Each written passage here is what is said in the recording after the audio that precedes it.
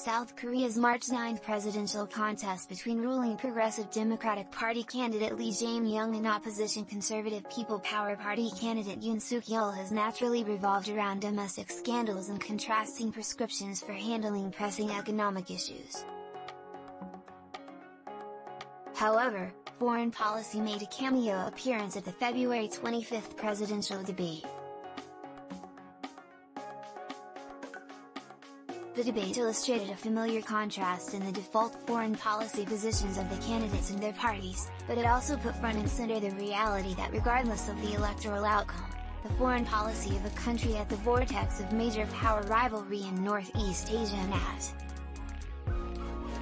Ironically, the lightning rod foreign policy issue facing the candidates at the debate was Russia's invasion of Ukraine.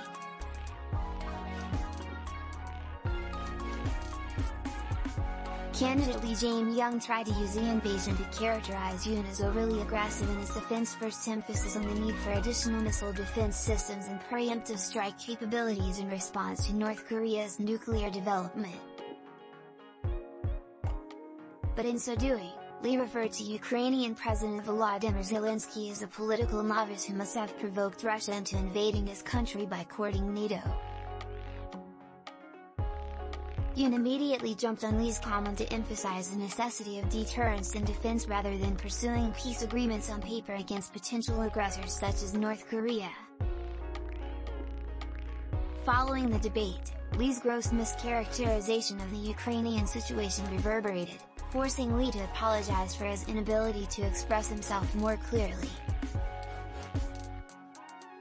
Yoon, on the other hand, found himself on the defensive at the debate regarding his support for stronger trilateral relations with Japan and the United States, including the possible development of an integrated missile defense system among the three countries to counter missile threats from North Korea.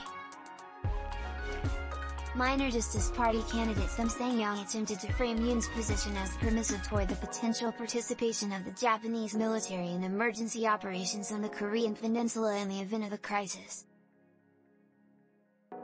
Japan's military role vis-à-vis the Korean Peninsula has been a domestic hot-button issue in South Korea for decades due to Japan's colonization of the peninsula prior to World War II.